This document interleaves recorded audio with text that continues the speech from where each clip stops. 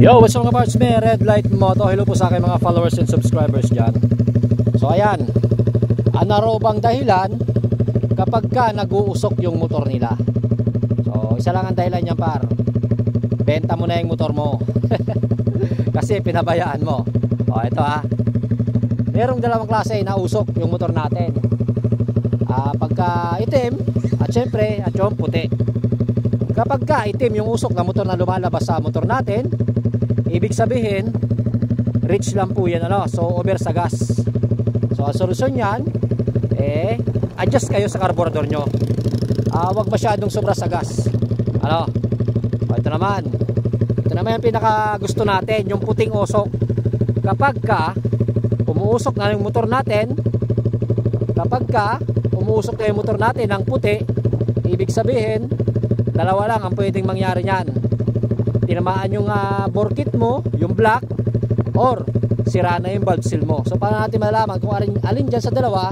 Kapag ka depende sa usok. Ganito, kapag ka ang usok ay dire-diretso, halimbawa mainit na yung makina mo, dire-diretso pa rin yung usok kahit na umaandar ka na, hindi nawawala, ibig sabihin may tama na yung black mo, or magpapalit ka ng piston ring. Pero minsan kasi kahit magpalit ka ng piston ring, kapag ka malalim na yung tawag dyan, gas-gas sa black mo, hindi na kaya ng piston ring. So dalawa lang solusyon dyan, either mag-rebore ka or magpalit ka ng bagong black.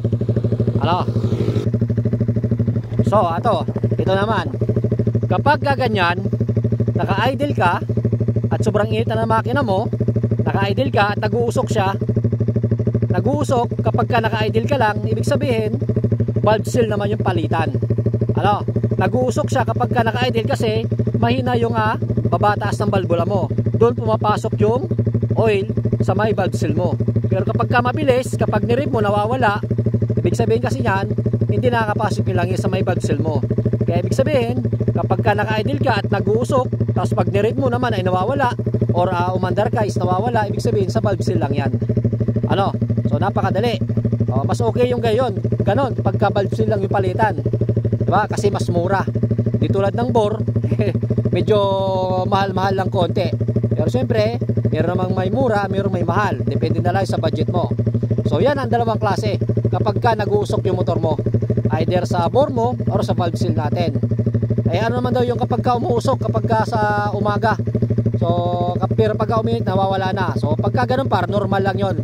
Minsan kasi pagka may naiwan na gas sa motor natin at nagmo-moist yan, syempre malamig yung gas sa umaga, may kunting tubig-tubig yan, pag in-start natin mag-uusok-usok.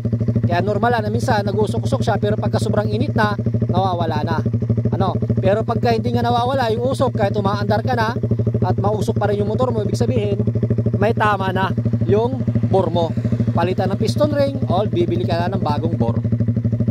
Pero pag ganyan naman na naka-idle ka, nag-uusok, pero pag nirip mo nawawala, ibig sabihin valve seal yan. So danas ko na po yan, so experience na natin yan. Actually kakapalit ko pala ng valve seal, kaya alam na natin yan. So wag kayong magkakabit ng mga mumuraing valve seal kasi hindi siya magtatagal. So kailangan talaga yung magandang klaseng valve seal ang ikabit ninyo para tumagal siya. Right? Ayan, dalawang klase ng usok. Kapag hindi nawala, benta mo na. Pagka pinalitan mo na ng valve seal, palit ka ng bore at di pa rin nawala, benta mo na yung motor mo. Wala nang gamot yan, par. Alright?